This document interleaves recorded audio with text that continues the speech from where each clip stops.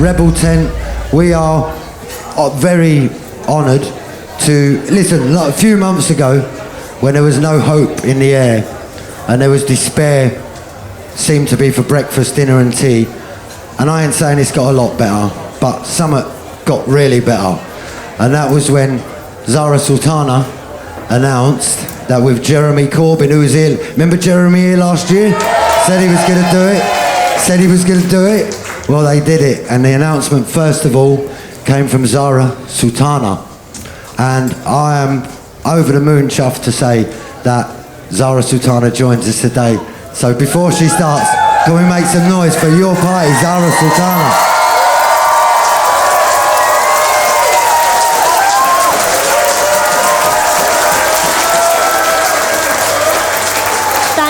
Thank you so much. Thank you so much for having me. I've never been to the Levellers Festival before. This is my first time. Here is my first time in Exeter, and I'm so honoured to be on this platform that Mark has just been on. Thank you for sticking around and listening to what I've got to say. And I want to also thank Glenn. Glenn sent me an invite, and I obviously couldn't say no. I met him in Luton. We went to a Palestinian restaurant and had a great meal, so obviously I had to pay back the favour. So friends, comrades, we all know that Westminster is broken. And let's just be clear, the problem isn't just with politics, the real crisis is inequality. Just 50 families own more wealth than half of the country. That's not democracy, that's daylight robbery.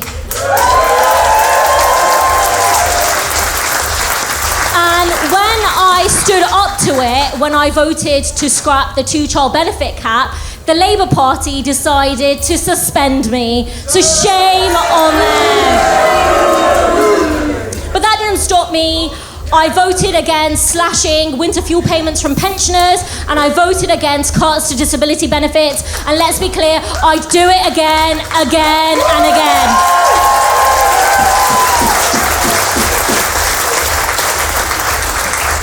Because I, unlike some of my parliamentary colleagues, don't work for the elite. I don't work for the billionaires. I work for you, for ordinary people across the country, including in my constituency in Coventry South. But what do we have instead?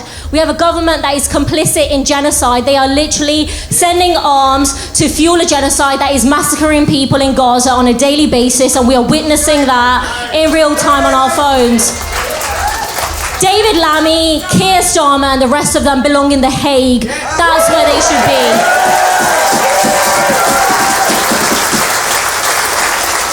This is a government that stops people who want to stop the flow of arms as terrorists. This is a political class that is united, not only in just defending the rich, but also driving people into poverty. We now have Victorian levels of poverty in the 6th richest country in the world. That is a scandal. It is not democracy. It is a stitch-up, and every single person here and every single person outside knows that that is what is going on. And so millions of people feel politically homeless. The Labour Party is dead. It is dead morally, it's dead politically, and it's dead electorally. And that's why it's so important that we build something new, not something that we've seen before. This has to be member-led, led by you, led by ordinary people, led by people in trade unions, people running food banks in our community, people fighting the fascists when they burn down hotels in our community. That's what we stand up for.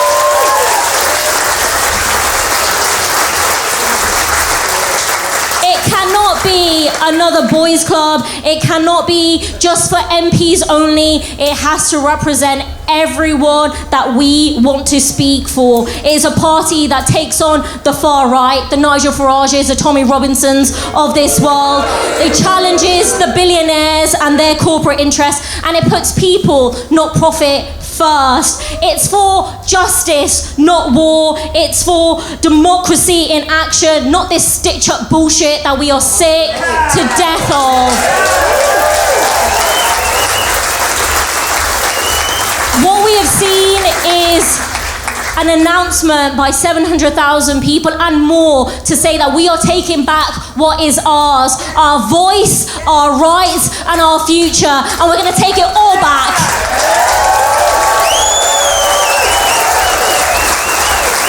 And we all know that in Westminster, there's so many parties that are run for the billionaire class. Isn't it about time we all had one for us? Isn't it about time? And that's what this is about. So what I want to say is don't just get angry, get organised. The time is now to build something different that fights for our communities. And at the end of the day, in 2029, the choice is between socialism or barbarism, and we have to win. And when they tell us that there is no alternative, we're going to say, fucking watch us. We're here.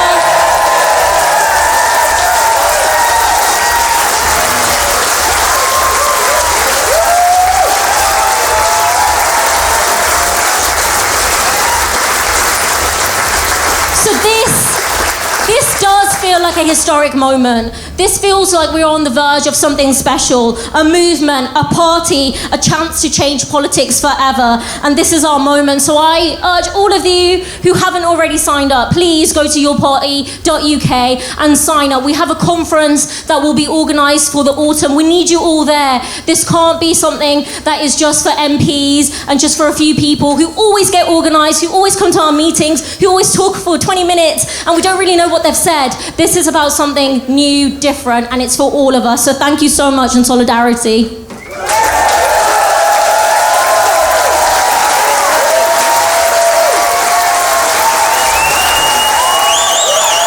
Zarah Sultana!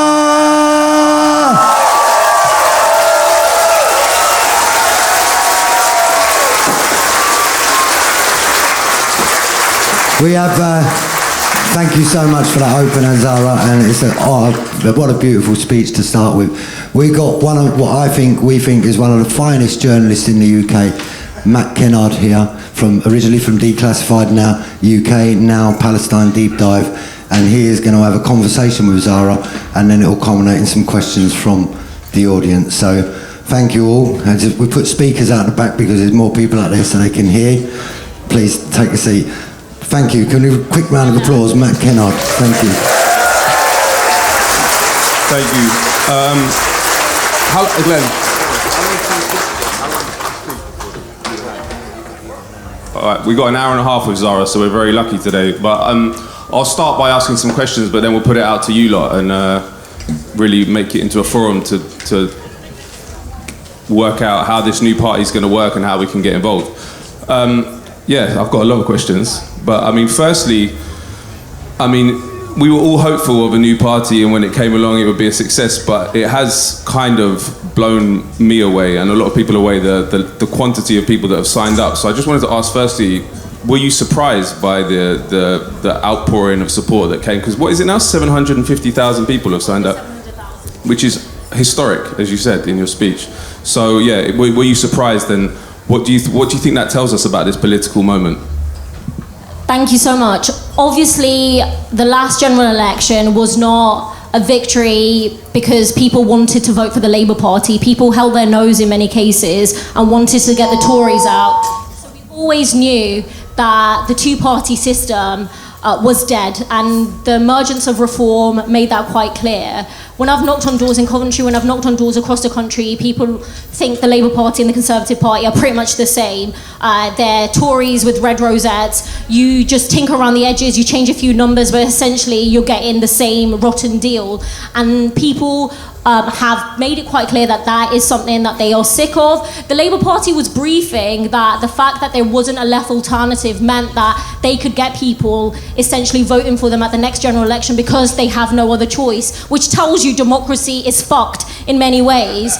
And in terms of my own journey to get here, the question of me leaving the Labour Party was a matter of when, not if. This is not the Labour Party many of us have grown up supporting. This is not the Labour Party that the trade unions founded. founded. This is a Labour Party that is obsessed with freebies, with corporate giveaways, with working in the interest of the super rich. It is not a party that is fighting for the working class. It is a party that has cut disability benefits. It has taken away winter fuel payments. It has trashed its record when it comes to LGBT liberation, especially on trans rights. It is selling arms to a genocidal apartheid state. So this crosses many red lines, and to MPs who are still in the party, if those weren't your red lines, then do you have any? That's the question I ask.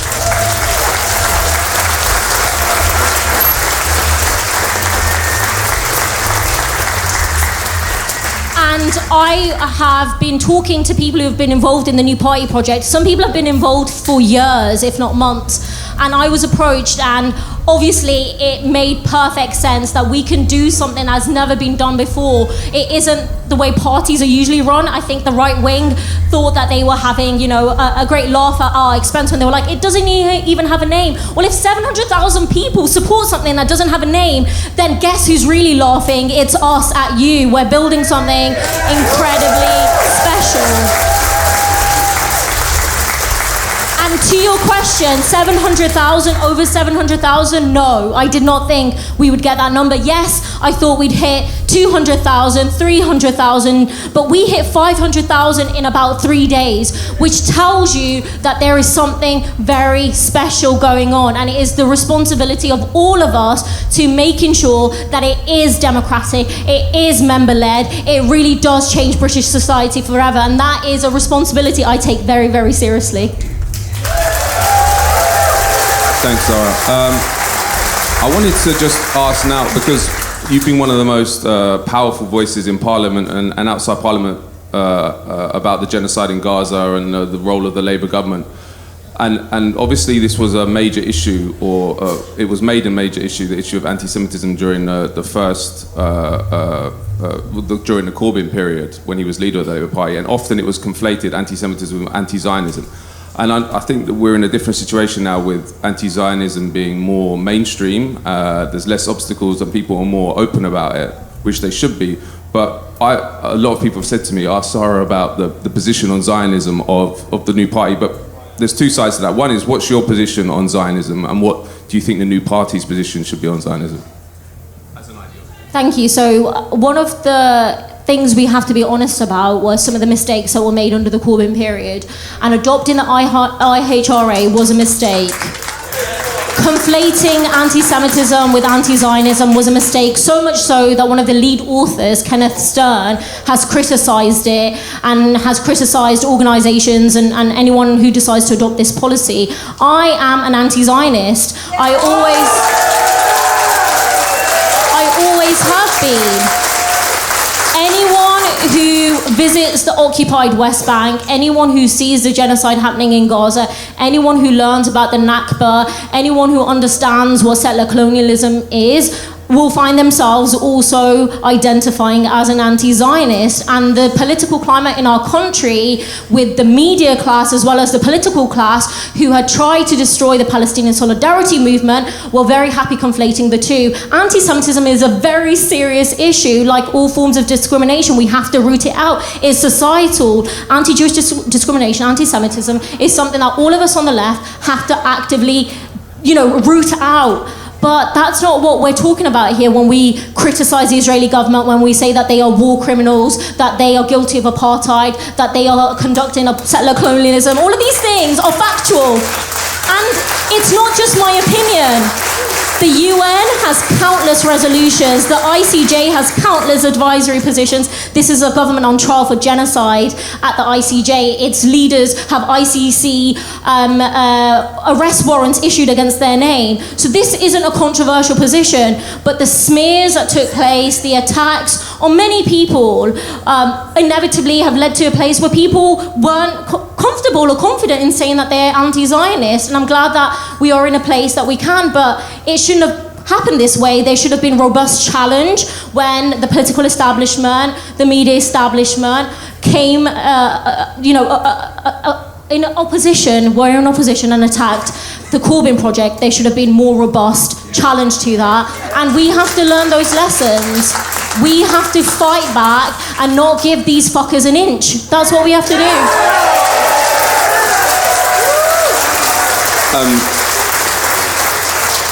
Another question I had, you mentioned that the party needs to be democratic and it needs to be responsive to members, and that was part of the problem with Corbyn project as well, that it would seem very centralised and hierarchical. How do you ensure that this new party is set up in a democratic manner and it's not the preserve of different coteries or different cabals of people? What's your plan for that? This is a very boring technical answer, but I think it's very important. Right now, we're setting up a conference arrangements committee. That has to be gender balanced. Otherwise, there's 6 MPs, 5 of them are men, and it's just me fighting for women outnumbered, and I don't think that is a way to move forward. We need to have a gender balanced conference arrangements committee. We need to make sure there's representation from trade unions, from social movements, from marginalised groups, especially disabled people. We need to make sure that our conference is accessible. If we want to engage 700,000 people, and I'm not saying every single one of those will attend, but we want to make sure every single person who wants to can take part either physically at a venue or online. So it has to be a hybrid system. There has to be motions, there has to be debate. It can't just be a rubber stamp activity. And I find that many people who have become very used to the way the Labour Party was run or other organisations need to let go of the kind of machinations of Westminster politics and mainstream politics. This has to be member-led. We need to have one member, one vote. We need to make sure that we really are engaging with all communities that we want to represent. And so the first step is obviously getting a conference, getting the policy, the strategy, even the name sorted, and then also not becoming obsessed with elections. And I think that's an easy trap. If you suddenly think, oh crap, there's local elections in May, what are we doing? But you haven't sorted out the democracy, you haven't sorted out the structures, you haven't rooted out a culture that has leaks and smears and bullying and intimidation. You need to sort those out so we are truly building something different. And then I think you need to have a serious electoral strategy, but a campaigning strategy as well. We need to be present in communities, fighting the fascists when they come to our streets. We need to be organising in food banks. We need to be organising in so many different ways, picket lines, NHS, demos and so forth. We have to be present and including in the Palestinian Solidarity Movement, which again, with the prescribing of Palestine Action, keeps coming under attack because they are so scared of the power of this movement and what it represents.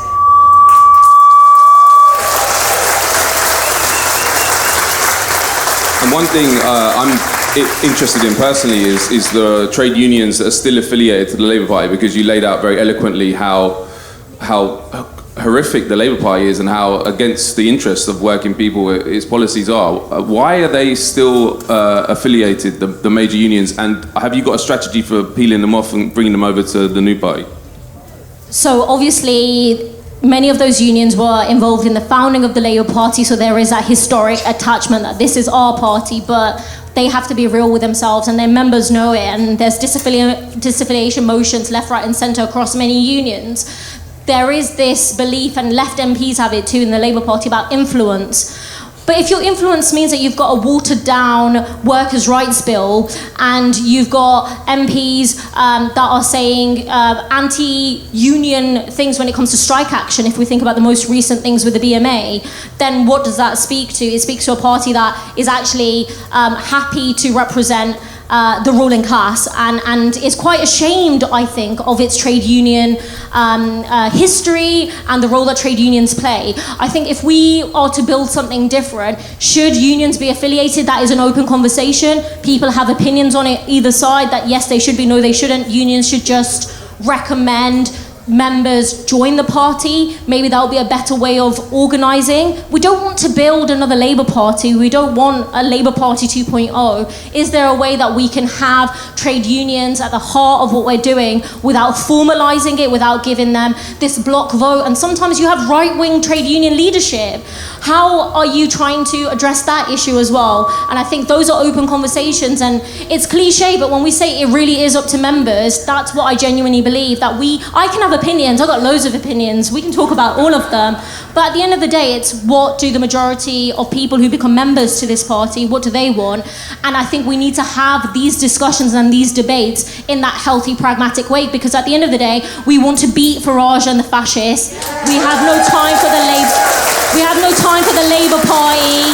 And we know that enemies are great in numbers and they're going to throw everything at us. If we think we saw it during the Corbyn period, where you've got the media, you've got the political class, you've got big money, if you think that was bad, I think it's going to be a lot worse. And are we prepared? Do we have the institutional resilience? Do we have the political education to deal with those issues? That's the work that needs to be done so we can fight them. And we actually, the other thing I think we have to understand is that the media class, not you, Matt, but you know, the rest of them, they are class enemies. The way that they operate and the papers that they write for are the billionaires who own them, and it is in their interest to constantly divide us, to stir up trouble, to try to make us concede on key issues, and we can't give them an inch.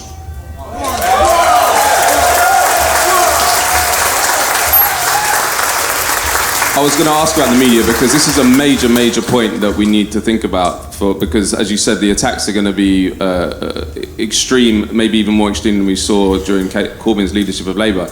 And I don't know, from what I see, there doesn't seem to be, from certain quarters, there doesn't seem to be an understanding of what you said, which are they are the enemy. They are set up essentially to destroy any new liberatory project. For example, Jeremy Corbyn recently wrote an article for The Guardian, which I thought, after they spent 5 years basically running the anti-Semitism campaign, was strange. He should, why? And there is a really a vibrant alternative media system in this country now. So, what do you think about engagement with the mainstream media? I'm not saying I know. I just think that there should be some. There should be some awareness that they need you more than you need them, because they couldn't get together 750,000 people in a month, and you can. They need you for stories. So I think just don't be interested in them. You know, Donald Trump's on the other side of the political spectrum, obviously quite far away, but he won the election in 2016 without basically zero mainstream media support, and he did that by speaking out about them and criticizing them, and I think that's the mood of which is why your speech and how you speak now is so great and actually refreshing, because we didn't have enough of that during the Corbyn period. But yeah, what's your media strategy? How are you gonna deal with the inevitable attacks, and what do you think engagement with the mainstream media should look like? We engage with them on our terms. We don't have to talk to them if we don't want to. And people found it, well, I'm sometimes chronically online, and I saw people on Twitter who were like, oh my God, I can't believe you haven't spoken to legacy media, because I don't want to. If we're building something, we need to make sure it's right, so why would I go to bad faith actors who are going to spin drama, psychodrama, division, and all of this? It's completely unnecessary. So I've spoken to Navarra, I've done some work with the New Left Review, I'm here. I'm very selective because I don't need to give them my energy and my time. They're going to run stories regardless, but we can choose who we speak to.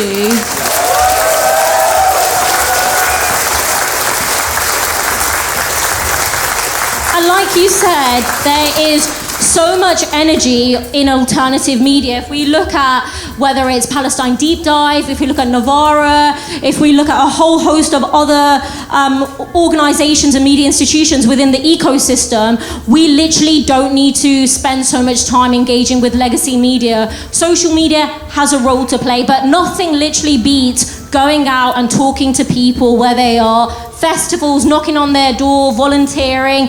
Just go out and be in the real world and have those honest conversations, because the work we're talking about, if we look at the polls, and Farage is what, 30%? We've got a lot of talking to do. We've got a lot of community organising to do. And so if we think that Sky News, The Guardian, The Times, or anyone else is going to, work with us and support us in our comradely endeavour, then we're in cuckoo land and we're delulu, as young people say. We have to be strategic, we have to be honest, and know that actually what we have is people power, we have energy, we have enthusiasm, and we have ideas. We go to them when we need to, and it's on our terms, not theirs. I'll put it out to the floor in a sec, but I just wanted to ask one question about when did you know you were going to leave the Labour Party? Because you said in your speech, you said it wasn't a matter of when, it was if, it was when.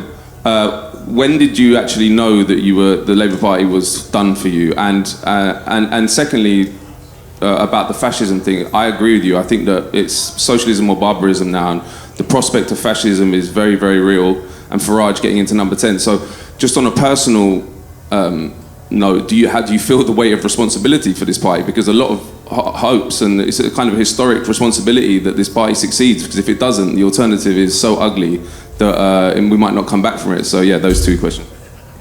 Thank you. So when Keir Starmer became leader of the Labour Party, I knew it wasn't going to be a great time for the left. I think we knew it was going to be bad, but definitely not this bad. And it was easier at that time to be a Labour MP and to be a Labour member because we were attacking the Tories on their attacks on civil liberties, on their attacks on workers' rights, on how they were sending arms to a genocidal war machine. After the election, it became quite clear that the Labour Party was not going to massively change that direction of politics. And I think within 3 weeks, we had the vote on scrapping the two-child benefit cap. And this is something all Labour Party affiliated unions, the vast majority of Labour MPs, even the Labour leadership itself supports in principle. But when it came to scrapping it, when you've got a choice to make, they were okay with the fact that there are millions of kids in avoidable poverty. That is unconscionable. How can you say I'm okay with kids being in poverty to satisfy a spreadsheet? That cannot be a left-wing perspective. And I don't find it difficult to vote because often it's very clear cut. Is this good for my constituents and the rest of the working class? Is this bad for my constituents and the rest of the working class? Most votes you can split into those two categories. So you'll get some MPs saying, oh, it's really difficult, I'm so stressed, I can't work this one out. It's so easy, I know what I'm going to do. And so when it came to that vote, I knew I was going to vote to scrap the two-child benefit cap. And I got an email within 30 minutes to say the whip had been suspended from me and it'd be a 6-month review. As that 6-month review approached, it became quite clear that they were not going to give it back to me. I'd voted against cuts to winter fuel payments. I had attacked the government basically on a weekly basis about what was happening in Gaza. And so I wasn't on my best behavior. And that was the thing. It was a disciplinary approach, right? That I would go back and beg and be like, I'm so sorry, I will never do it again. Fuck that. If you're going to...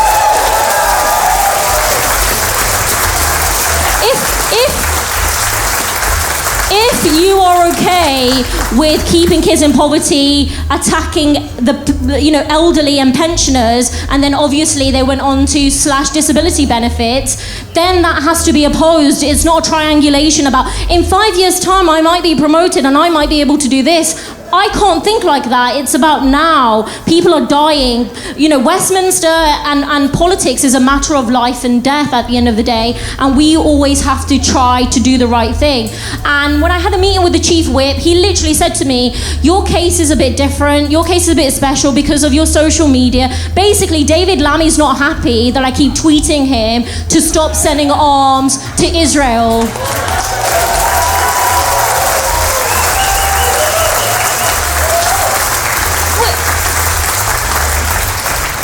Crazy. He's the foreign secretary. I'm a backbench MP, and all I can do out of sheer hopelessness is tweet every time you post something hypocritical to say stop sending arms to Israel. And the fact that he is getting offended by those is insane. Anyway, my social media was raised, and also the fact that I characterised this as a genocide, that the Labour government is deeply complicit, directly participating and enabling, to which I said, that is true, I'm not going to stop saying that.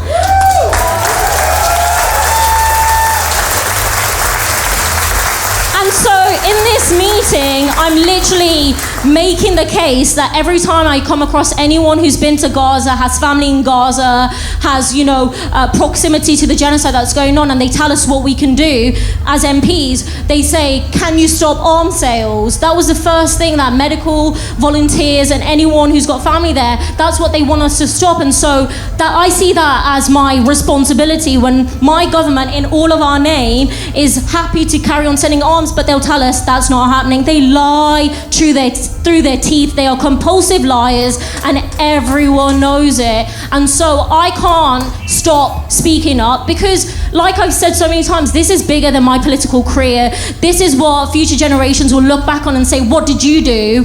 Did you try to stop the genocide?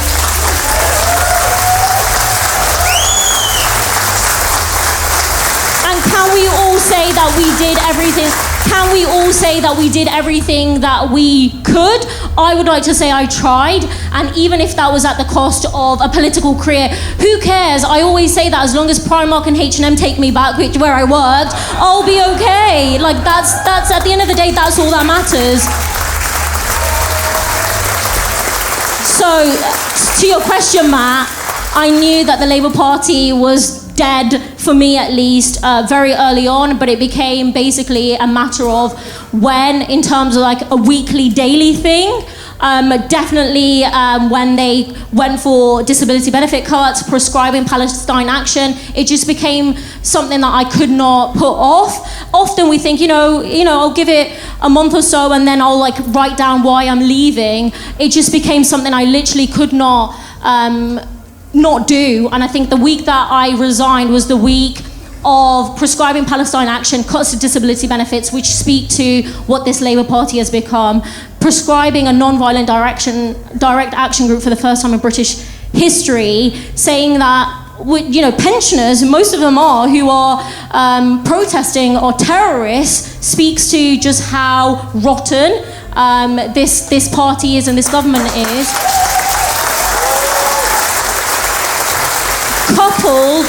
Coupled with the fact that we know austerity killed people and continues to kill people, to then target disabled people rather than the super rich, the corporate landlords, the billionaires, is vile and has to be opposed. And so I had to do what I had to do, and I have no regrets. It was the right thing to do. I will never regret it.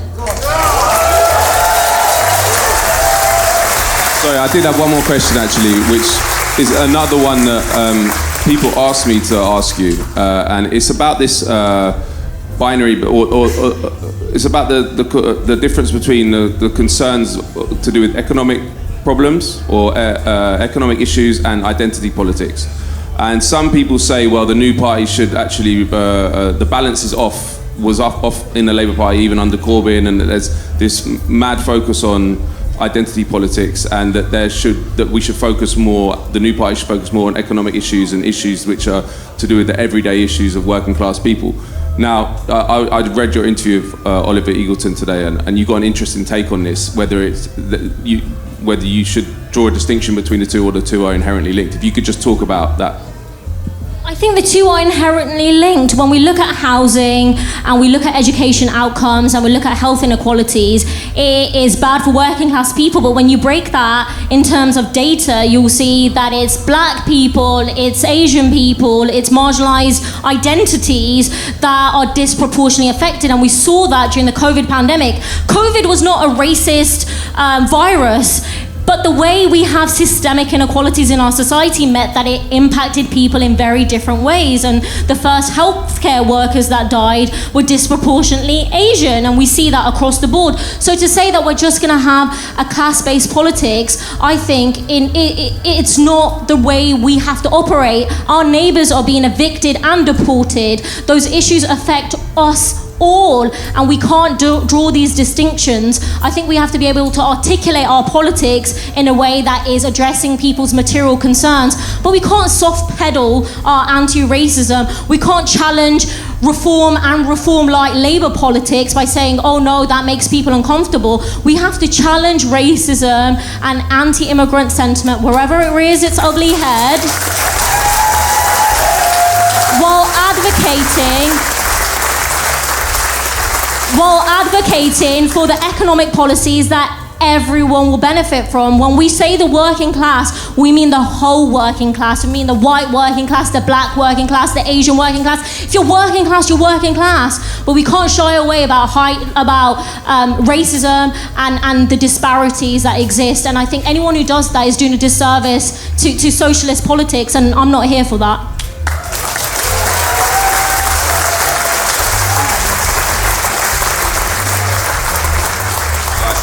So it's time for you all to ask questions. If you want to raise your hand, and then Glenn will bring the mic out to you. What we're going to have to do, because of the extent of the crowd, we're going to have to ask people to come forward a little bit. So we've got someone right at the front here.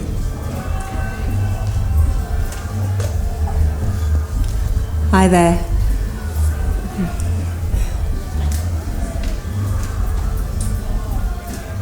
Shall I start? I don't know. Shall I start? I'm a family carer. My daughter has a severe learning disability. She's autistic. When her needs aren't met, she has behaviours that would be described as challenging. She's extremely vulnerable and extremely at risk.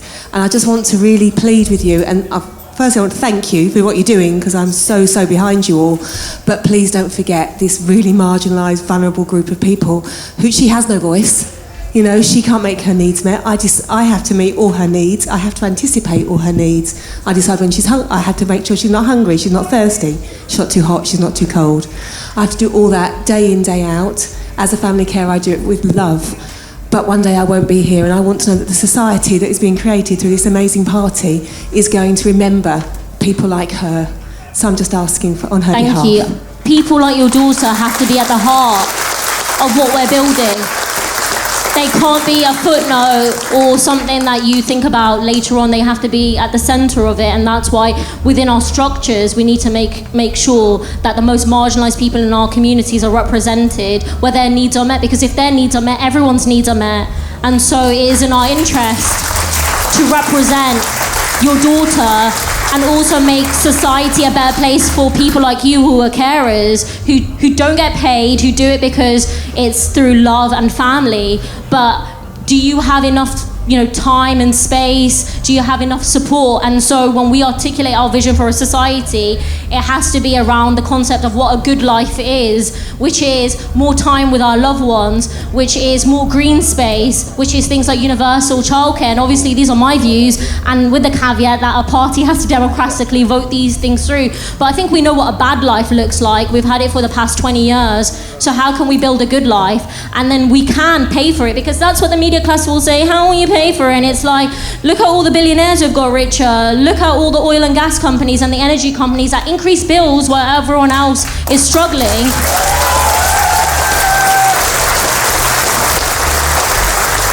And what I've seen in Westminster for the past 6 years that I've been there is it's so easy to change things if you want to. It's the political will that is missing. During COVID, we saw the decisions that were made. Some of them were terrible, where mates just got COVID contracts and that just happened, and we're supposed to forget all about that fraud and corruption that took place. But when it comes to working class people and it comes to benefits, it's the 0.001% of benefit fraud that we're meant to focus on, not the levels of corporate greed and corruption that are going on. And I think it's so important that we address those issues. Thank you.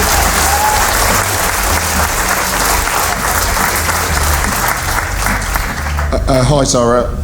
I wanted to say, I think we're living in times which they seem completely mad to me. I'm a teacher, and I'm the secretary of the National Education Union in Devon, and I went on a school trip up to Parliament on the day that Palestine Action were prescribed, and on the same day all of these MPs did a lovely photo opportunity for the suffragettes. Now if you look at the history of the suffragettes, they're a damn sight more violent than Palestine Action ever were. But it's not just that. Public services are in crisis. If you've got kids, go and find out in your school how many TAs have been cut, because they're a disappearing breed. And if you look at the stuff about refugees, it's absolutely shocking that 50,000 refugees over the last year are apparently to blame for all of the ills in society. It's a complete joke. And what we've had is, as you said, just a shift to the right with this three parties, but all basically parroting the same thing, having to go at welfare, having to go at refugees. And I think, there was a couple of things I wanted to say. Is I'm really pleased that you said we're not going to be obsessed in the party with elections, because I think campaigning and communities are incredibly important. I'm there with the Palestine Solidarity stall outside. Also, I think, the left has got a tradition of sometimes being inward-looking and infighting and all the rest of it. And I think it is going to, we need to be kind to each other when we actually get things together. We also need to recognise it's going to be bloody hard work as well, but we do need to make the first steps. And there's two questions. Firstly, what do you think supporters should do locally? In Devon, we've got a meeting organised next Friday. I've got some leaflets here if you're interested. Secondly, if you have got time, could you come up to the Palestine Solidarity stall and have a little photo at the end? The second one is easy peasy, yes.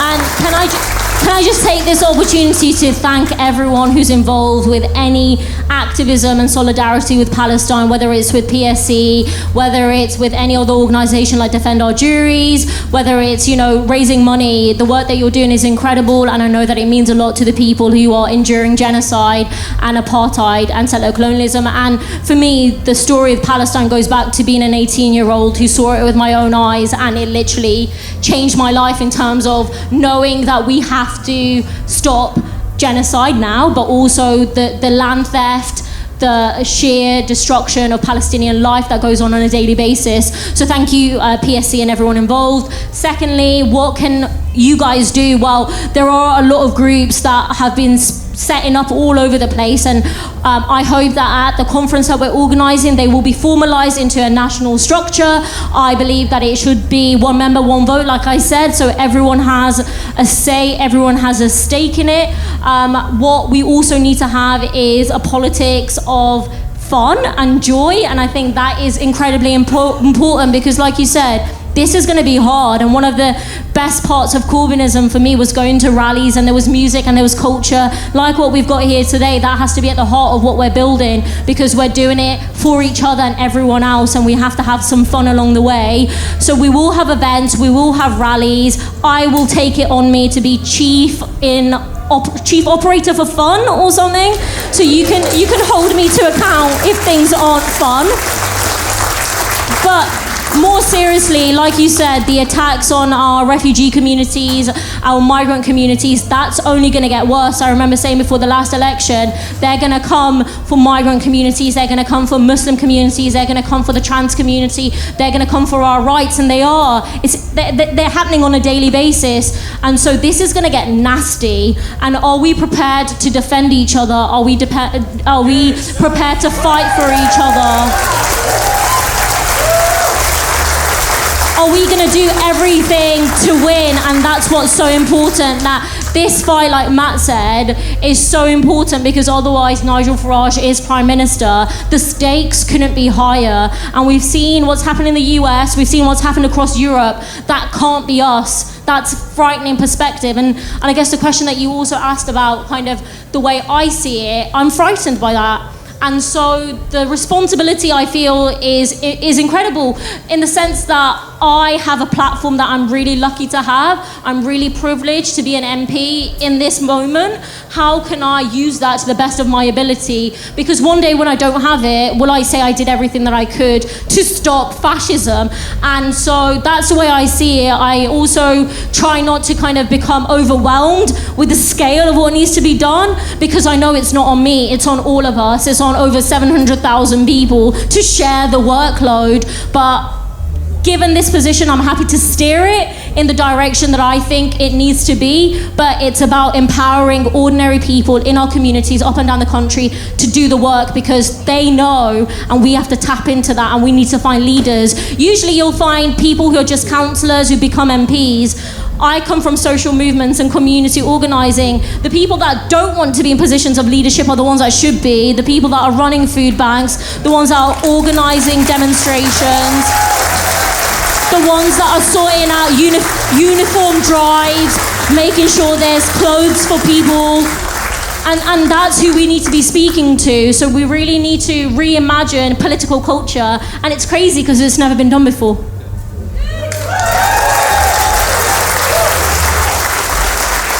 Thank you. Hi, my name's Danielle O'Shaughnessy. I'm from a group called Lifehouse Collapse Preparing Communities and Kingston Hive Climate Emergency Centre. I think you've answered a lot of my questions. Earlier you talked about door knocking and collaborative working in communities, and I think I'd like you to speak more about what other practical things people in this room can do.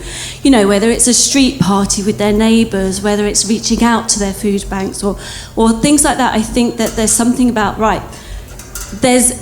setting up a party is going to take a long time, a lot of complex things to work through, but there's things we can do here immediately, and probably a lot of us are already doing. So there was that part I'd like you to speak to a little bit more, or everyone here to continue having conversations about.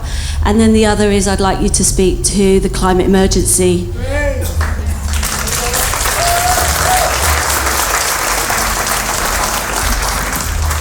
So just on organising your community, you don't need permission from anyone, let alone me, to do that work. That work is happening every single day, and the role of the party should be to support, amplify and empower people with strategies, tactics, how to campaign, how to organise, and that has to be integral in terms of training and mentoring and identifying leaders. I think we have to tap into community organising models that work in every other context and bring it into a political party. I have experience of being a community organiser for the Labour Party. I also know the limitations of that. So it can't be a unit of the party. It has to be integral to the way we see things, the way that we conduct meetings, making sure everyone is heard. How are we campaigning? Are we identifying the best local campaigns for a particular area? Are we just imposing what works in London or what works in Birmingham or what works in Coventry?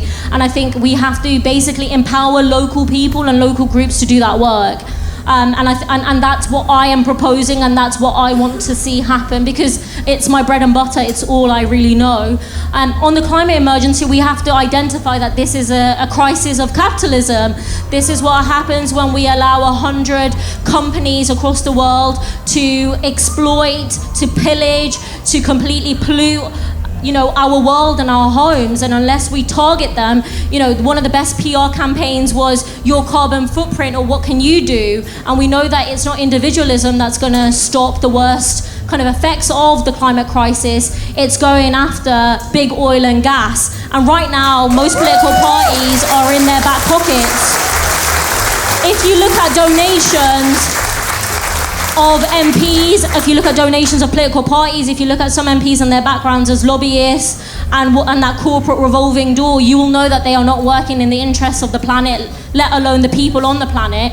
And so we need to centre the climate emergency and understand that it affects every aspect of public policy. When we're looking at housing, when we're looking at healthcare, when we're looking at transport's the really easy one. And I think of, and I know that everyone does this, we look at the US for examples, but I think Zohran Mamdani is a great example that we can learn from in terms of not picking between class and race, but going for both of them. And the fact that we know all of his campaigns around universal childcare, rent controls, when we think about free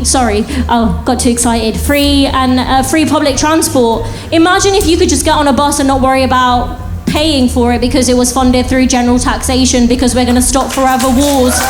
Just imagine that our railway system wasn't privatised by every other country in the world except our own. Imagine we could just get on trains and not worry about the excessive fares. Imagine what that would do to people's well-being. Imagine what that would do for the planet. And I think we need to be able to articulate those policy demands which are centering the climate emergency, but in a way that people can relate to, because otherwise it's like, yeah, what can I do about it? We need to reconstruct that, and I think Zohran in particular has done that really well.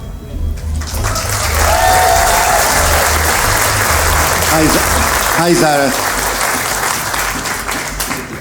Hi, Zarah. Yeah, I was very encouraged by what you said earlier about in order to build back a better, stronger Labour movement, that we need to learn the lessons from the Corbyn years, and in particular how they dealt with anti-Semitism and smears. Would you agree with me that good people like Chris Williamson, Jackie Walker, Mark Wadsworth, and Asa Winstanley were very badly treated by the Labour Party and the Corbyn and his leadership team.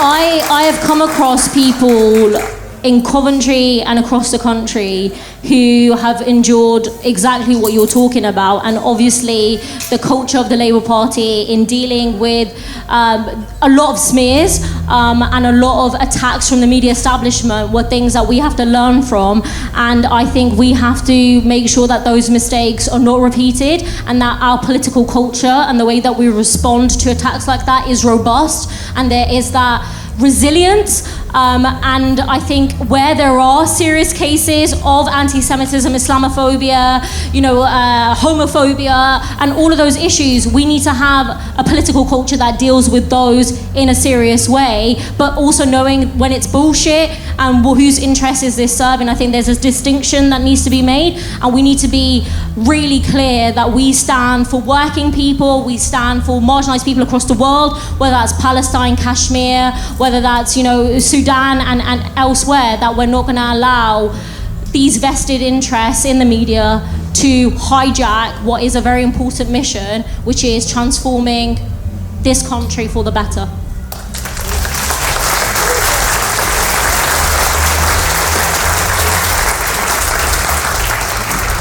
Zara, there's a workshop on straight after this which is about popular assemblies and neighbourhood governance, if you like, democracy at a local, estate, grassroots level where we all live. And I know that you, as part of your party and previously, are strongly supportive of that. I know Jeremy is strongly supportive of that.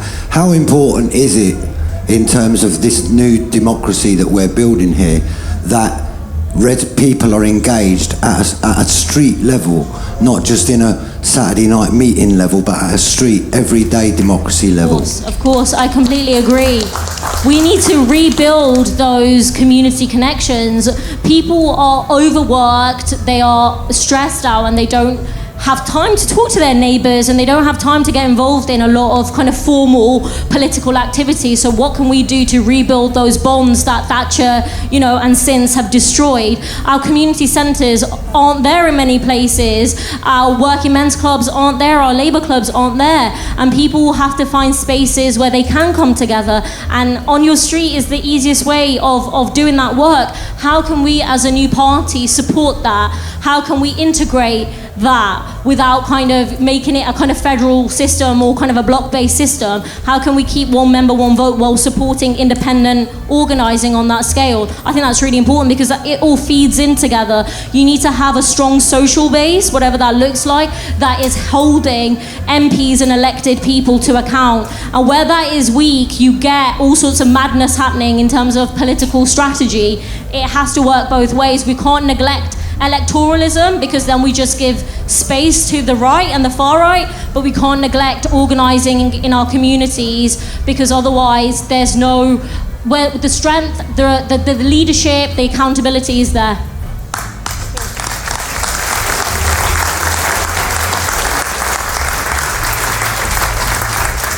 You are incredibly clear about how you won't compromise on your values and you're obstinately against the Labour Party in its current form. I know you don't want to talk elections, but come 2029, would you consider forming a coalition with either the Labour Party or the Lib Dems to potentially stop reform getting into power? I think the question around electoral alliances is a really important one, and anyone that shares our values and our principles and wants to stop Farage, we should work with, but not if they are complicit in genocide, not if they are complicit in austerity. And so that rules out the Labour Party, and we have to work with others on the left It's too premature to say this constituency or that mayoralty or this, part of the country we're going to kind of negotiate with.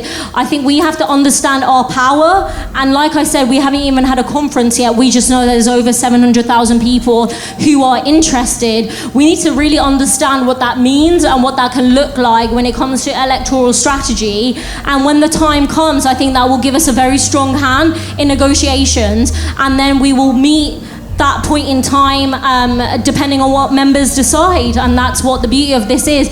If our members decide that they don't want an electoral alliance, then we can't. There's no stitch-up deals and backroom meetings that we're all used to. It has to be done in the most transparent, democratic way. So I am open to electoral alliances, and now we have to see what members decide.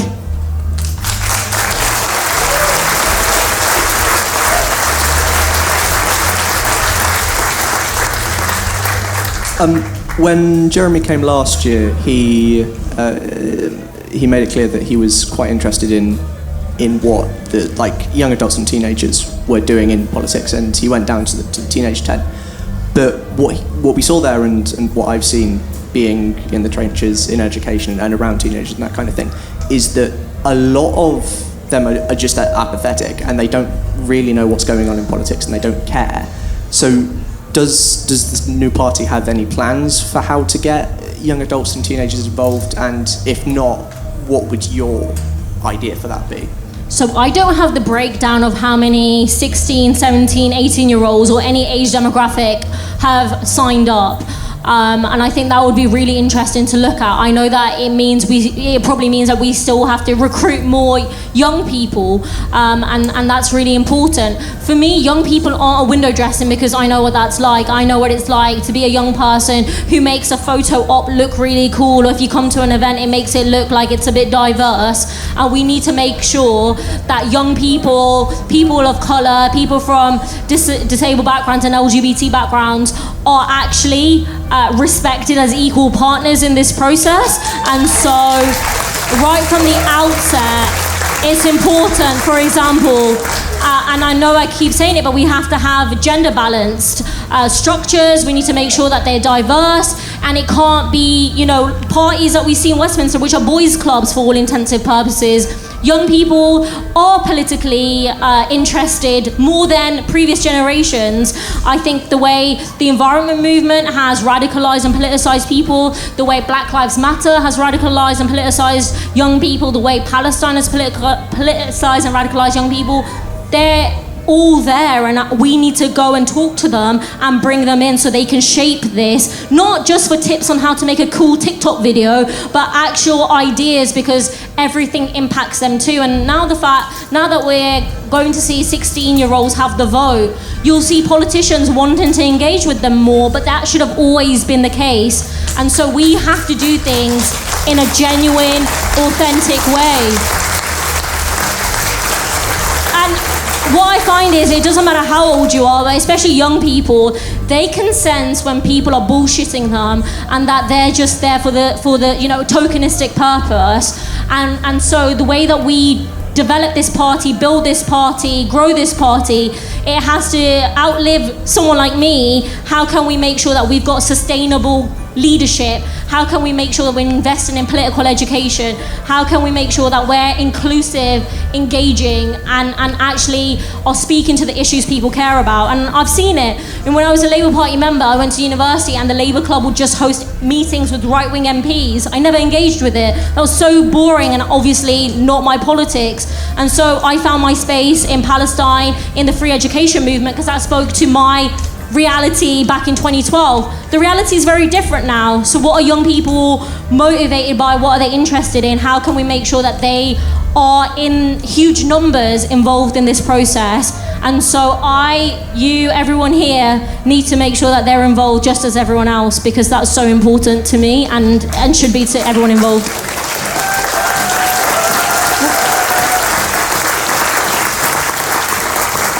Also, I popped by the youth tent as well. I'm 31, but I still like to think I am, youthful in ways. I, like yourself, are very much disillusioned with the Labour Party. Hi. But I live in East Devon, which is historically a very right-wing constituency, and so I've consistently had to tactically vote. So I just want to know what your opinions are on tactical voting and how people who might not be able to vote for you can still continue to support the party. So this is where I think electoral alliances is really important, but until we are in a position to know what the national picture looks like, and I think you get a sense from that from local elections, by-elections and so forth, and polling. I think it's really hard to say right now, I would tactically vote if I was in your position, because you don't know. Obviously, I'd like to say, you should vote for this party wherever you are, but if we want to stop Farage, I don't think that's the best approach. But it's too premature to say this will be the strategy. I think we need to really look at what we've got, what we're working with, and who we can work with. There will be people we cannot work with for various reasons because they don't subscribe to our values and our principles. But I do think there will be a place for that kind of process. What I would say is historic tactical voting websites were organised by Lib Dems, and we also have to be conscious of who's also organising tactical voting processes and whether we can sign up to them. Again, it's just something to be conscious of and look towards in an electoral strategy. But I think we have to be pragmatic 100%.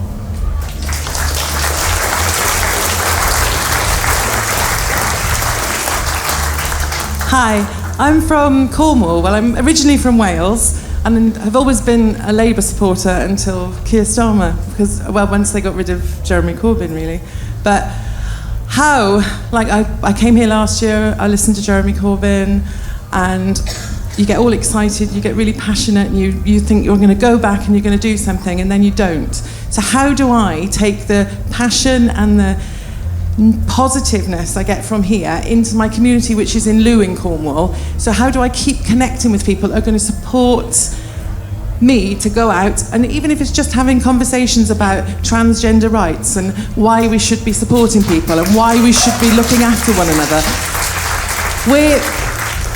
what support is there to get that sort of, I suppose it's just that positive, because sometimes you hear so much negative stuff, and people sort of, oh, she's that strange one that talks about this, that and the other. So who do I connect with to make sure that that keeps going?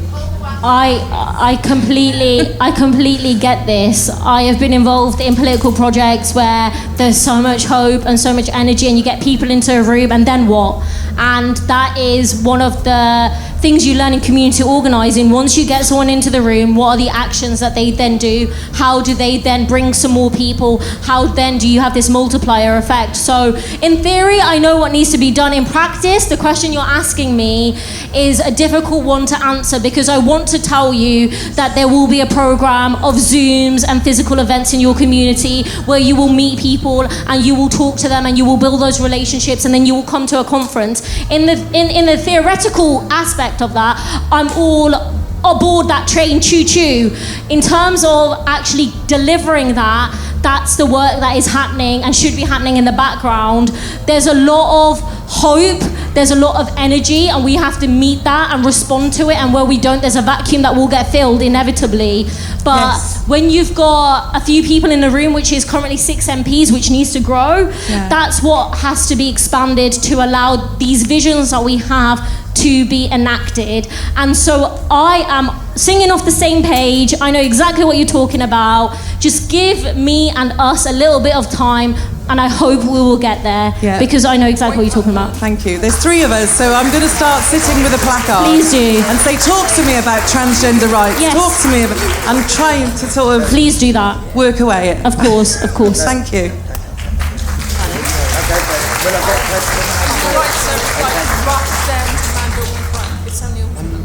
Would you be willing to talk about specific policies you'll implement or hope to implement to help the working class in the UK? In particular, I'd like to know what method or methods you'd use to raise taxes from the rich. Thank you. I think wealth taxes will be not controversial to anyone. They're wildly popular amongst the British public, especially on the left. And so we need to look beyond just equalising capital gains with income. Income is obviously heavily taxed in comparison to dividends, in terms of also in terms of property and people who make their wealth not working. So how do we make sure that we're taxing those guys? I think the fact that exactly, we need to tax wealth more, not work. Thank you so much. That's exactly what I'm talking about. We also need to be looking at wages, right? So at the moment, we currently have an economy where employers get away with paying people badly because they know the state will subsidize that through universal credit. How can we get a better economy that pays people, that they can pay their bills with, that they don't have to work 2 jobs? How can we tax the rich to be able to fund that? Oil and gas we can look at and tax. I think there has to be other policies. The Labour Party has been very, very reluctant to look at any of these in great depth because they are in the pockets of the super rich, and that is deeply shameful. How can we look at different avenues of wealth? And I think there are those that we can be looking at, especially around wealth taxes. In terms of what did you ask anything else? Sorry, I've lost my track of thought. I think land value tax has to be looked at, and I think there's enough work that's been done on the left by left economists around land value tax that we also need to be looking at. But again, I can have all of these ideas. If you get involved and pass the policy, then that's the policy of the party. I obviously subscribe to all of these things. I've been talking about wealth taxes in Parliament. I back it when it comes to, the stuff around private schools and so forth. Obviously, the Labour Party has done parts of that. It's done the bare minimum, and I think we need to go forward with stronger, more bold policy. And the threat will be, these people will just leave. We'll let them. If they don't think that we should be investing in our healthcare,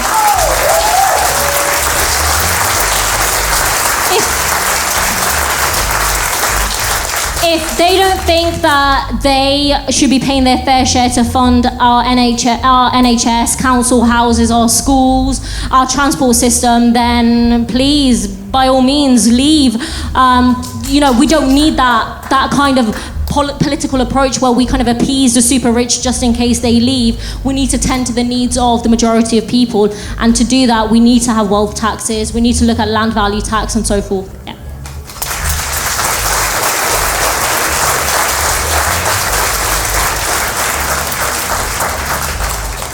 Hi there. One thing I was going to ask is, how do you defend yourself against the vested interest and the military-industrial machine? Well, I don't speak to them. I don't have any connection to them. I've spent my whole political career trying to stop the arms industry from basically having governments as hostages. When I first got elected, I spoke about the weapons we were selling to Saudi Arabia that were killing people in Yemen. Since then, I've spoken about the arms that we keep selling to a genocidal Israeli state, as well as the arms that we sell to the UAE, which have been used in Sudan. So at every level, I've spoken up against the arms industry, which seems to have a very cozy, affectionate relationship with governments, and we seem to have an economy that's based on profiting from death and misery and devastation across the world. How do we invest in our own communities? How do we create jobs that are not based on weapons that kill Palestinians and other people across the world? And I don't really have an answer for how I'm not beholden, because I just am not. I've grown up under the war on terror. I've seen what the devastation, of austerity and so forth. And so I've fought against those things my whole life, and I've seen the harm that they do, and I recognise them as enemies. I think you may have misunderstood my question when they actually use the military-industrial machine against you personally. In what sense? The spooks. Oh, okay, I understand. Well, if you look at any political project, civil rights movement, any left-wing campaign, CND, environment groups, they have a history of being infiltrated and undermined by bad faith actors, spooks. You know, we all know about spy cops and so forth. And I think you just have to be vigilant and be prepared and understand that people who might be interested in what you're doing might not have the same interests as you, and how can you protect yourself against that? I think being aware is really important. And do I have like a very specific strategy? No, but I've been through the student movement, I've been through social movements, I'm aware of what's happened across other campaigns, so I'm vigilant. But does that mean that I'm immune? No, I just have to have the right people around me.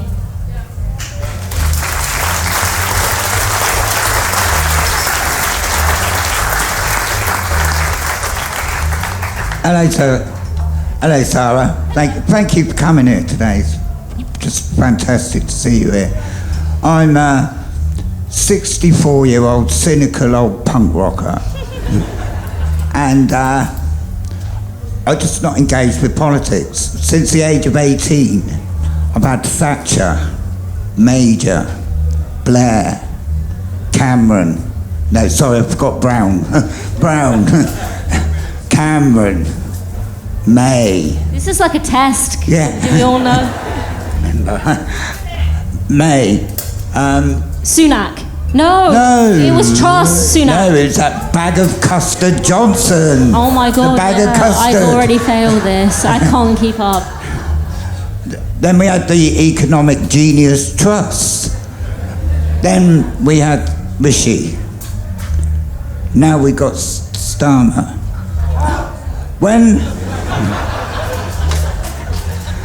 So I've got no reason to be engaged. I would say I'm an anarchist. But I have a 16-year-old child who's in the dance tent over there, far more appealing than you. Tried telling her how brilliant you was, but... It's okay, there's work to be done. I want you to tell me a kind of politics. I live in Penzance. I'm part of an organisation that's fed the homeless every day for 11 years. Every single day for 11 years. I'm part of an organisation that go into hostels, and we got these things down in Cornwall called pods, where they put the homeless. I go into rehabs, I go into detoxes for the Hepatitis C Trust. What I see is communities want to come together. What I struggle, we cannot call everybody racist who don't believe the same as we believe. We have to sell a kinder politics. But that don't mean we're pussies. And we're not pushovers. So, when I'm talking to my mates, quickly, get told to wind up. What we talk about is putting Starmer and Lammy in The Hague. That's what we want. I agree Me with and my that. mates. Would you support that? And I'd like to know, what music are you into? Trashy pop. I just have to be honest there. No, thank you so much. And the work that you do is incredible, but you shouldn't have to do that in the 6th richest country in the world. We should not have to rely on the goodwill of you and your friends to making sure that the most vulnerable people in our communities are fed, are clothed, get the healthcare that they need. It shouldn't be left to people like you and organisations that we all know we have in our communities. The state should take care of everyone. That has to be the responsibility of government. And consecutive governments have failed, hence poverty has increased, hence disabled people have been attacked, hence homelessness has increased. So what can we do to making sure that your work essentially stops and you can actually enjoy your life, right, without having to worry? How do we build, exactly, a retirement? How do we build a society that everyone is able to enjoy their life, that they don't have to worry about the bills They don't have to worry about whether they're going to get a doctor's appointment. They don't have to worry about their kids' university or school space. And so while I understand and I work on a local level as a constituency MP, we can help people on an individual basis. I can challenge the DWP on an individual basis, but these issues are systemic, these issues are national. How do we help everyone? The people that don't know people like you, the people that don't go to their MP, how do we make sure that they are also protected, defended and fought for? And so we have to have a national strategy that builds on the experience that you're talking about. We can't carry on for another 20 years thinking things will never change. Young people have to be saddled with debt. We are just going to accept the levels of homelessness, the levels of poverty, the levels of mental health that we have in this country. For me, that's unacceptable. The wealth is there. We just need to fight for it. The same viciousness and aggressiveness, the right fight for their policies and their interests. We need to do the same for our class and our people, and we need to win. Because this can't carry on. It is completely and utterly unsustainable, and we see the effects on the climate more, obviously to everyone. But that is happening in our communities. People literally die from not getting the healthcare, from not getting the benefits that they deserve. How do we stop that from happening to future generations? How can we give people hope that actually there is a future in this country, that they will have a house to live in, they will be able to have a family when they choose to, they will be able to retire when they want to? Because at the current rate we're moving towards, you are going to die before you retire if they keep increasing the retirement age. Working class people are going to keep working and struggling, even though corporates and employers and all of these other people keep making huge profits. The math ain't mathing, as young people would say. Something has to give. You can't have this level of corporate greed in this economy. We saw that with the housing crisis in 2008. We saw that with the financial crisis where the bankers were bailed out. They should have gone to jail. What they did...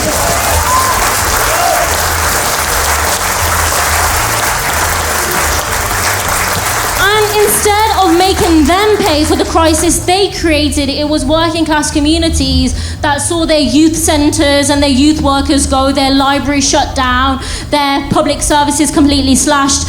We can't accept this. We are saying no more. And there will be millions of pounds invested in propaganda that tell us this is impossible, what we're saying is fanciful, we're dreaming too hard. But they said the same to the people that fought for the NHS. They said it will never happen. They said the same to women who fought for the right to vote. It'll never happen. Dream on. They said this to every single progressive cause in our history, that it will never happen.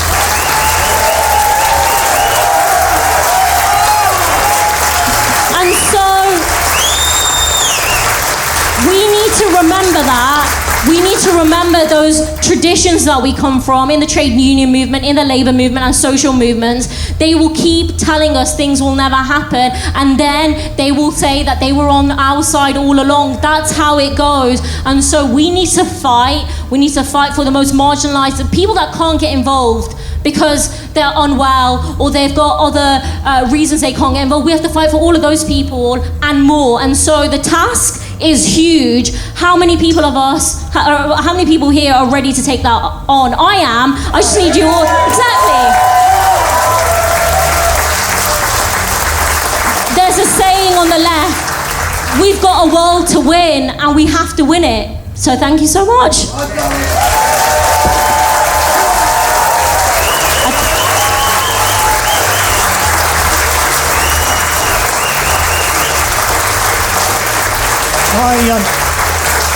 Hi, Zarah. Congratulations on establishing the new party. Hopefully it will go well in the conference takes place later this year. I've been incredibly inspired by what you've had to say today.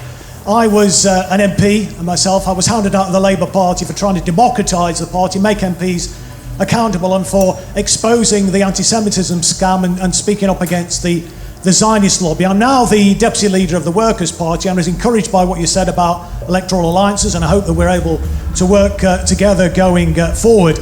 But what I would just urge you to also consider, I'm all in favour of taxing the rich. We don't need bumptious billionaires to fund a good society, but I would urge you just to look at the opportunities available to a currency issuing government. We can never run out of money in this country because we issue the currency. And that, I think, is the way in which we can say we can fund a good society. The only impediment on funding a good society is the availability of real resources in the economy. Have we got the workers? Have we got these materials? Have we got access to the plant machinery, the land, and so on? So I think that is something that I would hope that that your party, the new party, will look at, because that is, I think, an excellent way of pushing back against the narrative which is always put forward. Oh, how are you going to fund it? Oh, that's going to mean you're going to have to put up massive taxes. And just to finish, in 1992, I remember Labour said that they were going to increase the taxes on the rich. 9 out of 10 people were going to be better off, but the Tories run a double whammy campaign saying that Labour wants to increase your taxes. And I think the sort of suggestion I'm putting forward about saying how we would fund a good society actually would enable you to effectively push back against that nonsense. Thank you. There is no shortage of economists on the left who have a lot of ideas on how we can fund policies, whether it's MMT, whether it's a whole load of other wealth taxes and other economic kind of strategies. And so it is an open debate. Personally, I have not bought into the idea that you're talking about, Chris. I think we have to be conscious of the fact that some of that could generate inflation, and at the moment, inflation in the economy is obviously generated by corporate greed. That is what is heating up the economy. But what I would say is this is a debate that is happening. I would encourage those of you of economic background and not to get involved with the party. That has to be a decision that's made by members, and that's what then will be the policy. I can have an opinion, everyone in this room can have an opinion, but it's not opinions that are going to, well, it's a collective opinion that will shape the policy of the party, just not mine. And I think that's an open conversation. We've got time for one more. Yeah. Okay, well, we've got time for one more, which I'm going to ask. And we've heard a lot about the new party and your own trajectory in Parliament. I thought it would be good to end just with a little bit about your history, earlier history, about growing up and how you became politicised. Because I know you went on a trip to Palestine when you were younger, like I did, and it was a formative experience politically and also about that issue. So can you just talk a bit about, you said you were formed by the War on Terror years. What particular events and what particular trips really formed your opinions and politicised you? This is going full circle towards the end of our conversation. So I'm originally from Birmingham. I know you can't hear the luscious Brummy tones in my voice. But I'm from an area called Lozelles in inner city Birmingham, and are there any Brummies in the room? Woo! Love that. So I grew up in Lozelles, and I went to State Comprehensive where my teachers tried really hard. I was that nerd that did an extra GCSE in year 9 in classical civilizations, and then did an accountancy qualification on Saturdays and so forth. So I loved extracurriculars. I'm a real keno.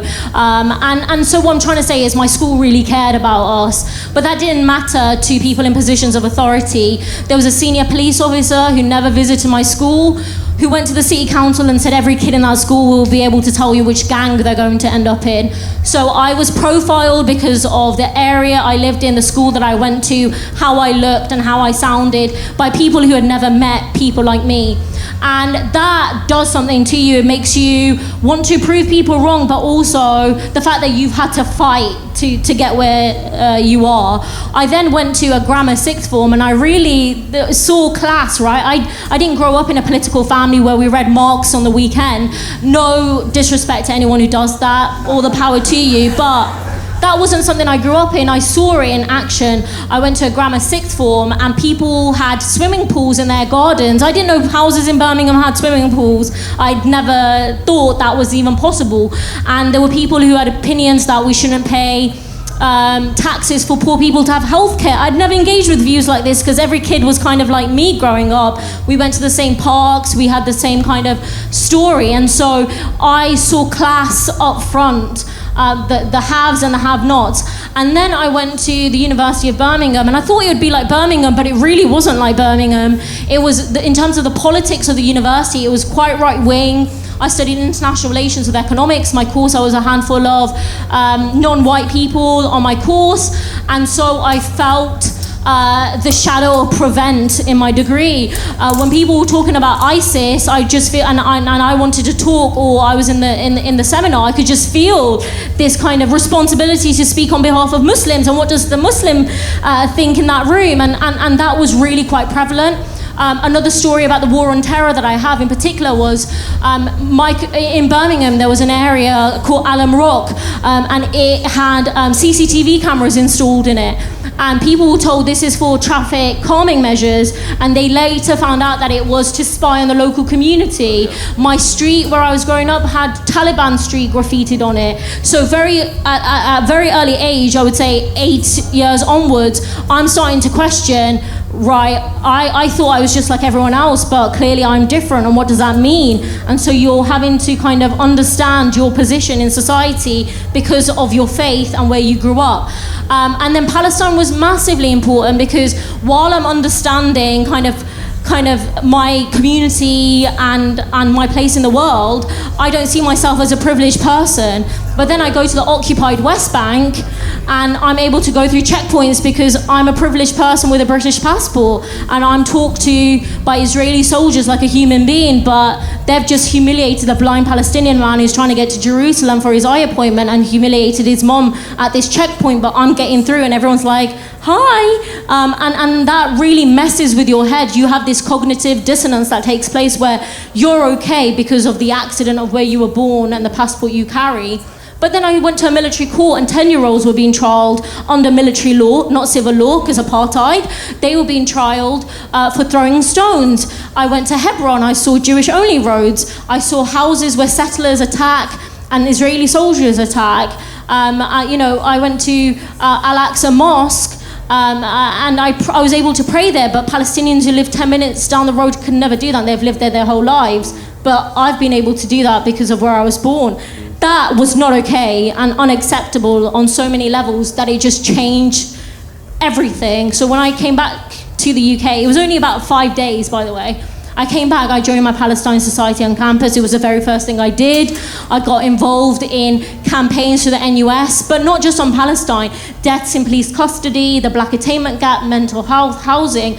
And for me, there was this kind of moment where I was like, oh my God, there's other people who feel the same way about me. And in politics, that is like a light bulb moment. It's magical. That's what you kind of crave, right? Like that sense of community, that you all feel the same way. And I found that in the student movement. I found that in campaigning for BDS. And then I found that in the Labour Party under Jeremy Corbyn, because he became leader and didn't hate young people and didn't hate immigrants. And I was like, this is amazing. We can all get involved. Because I'd been a card-carrying member since the age of 17.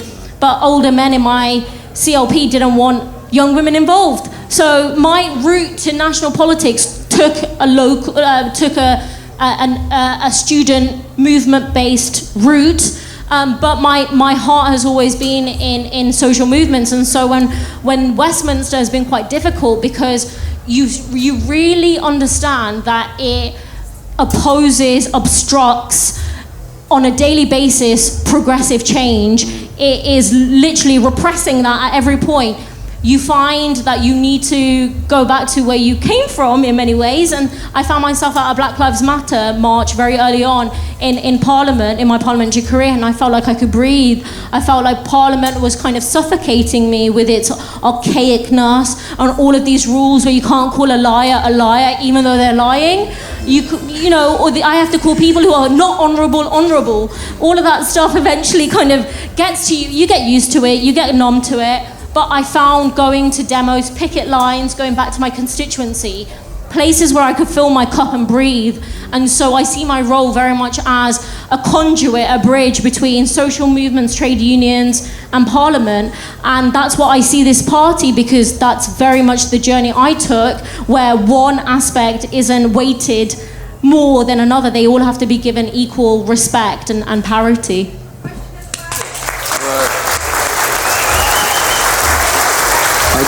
That's it. Okay. Yeah. Okay, I'd just like to end by saying I used to live in Mexico, and I was living there in 2012 when there was a guy called Andres Manuel Lopez Obrador. He was he was a left-wing, he was sort of a Ken Livingstone figure. He was mayor of Mexico City, and he stood in the 2012 election for a party called PRD, which was an establishment centre-left party. That election was stolen from him. I watched it live.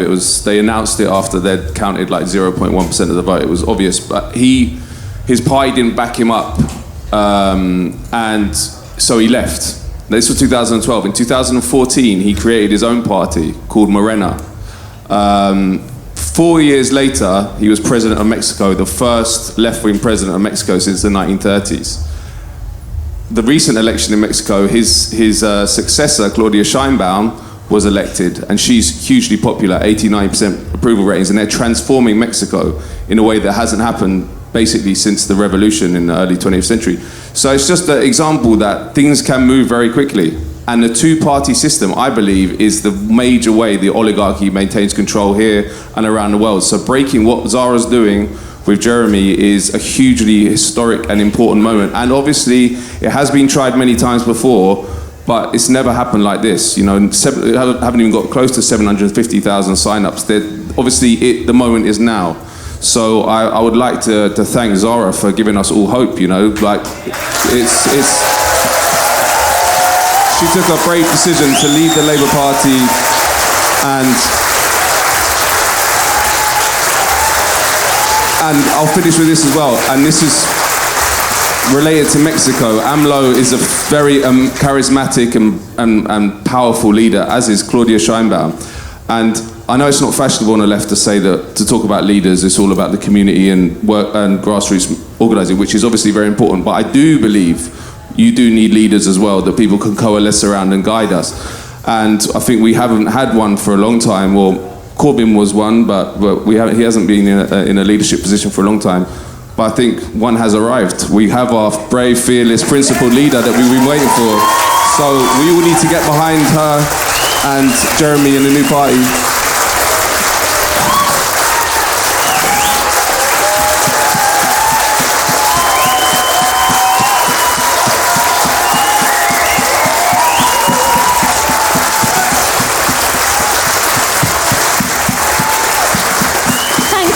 Coming. Make sure you sign up at yourparty.uk. Make sure you sign up.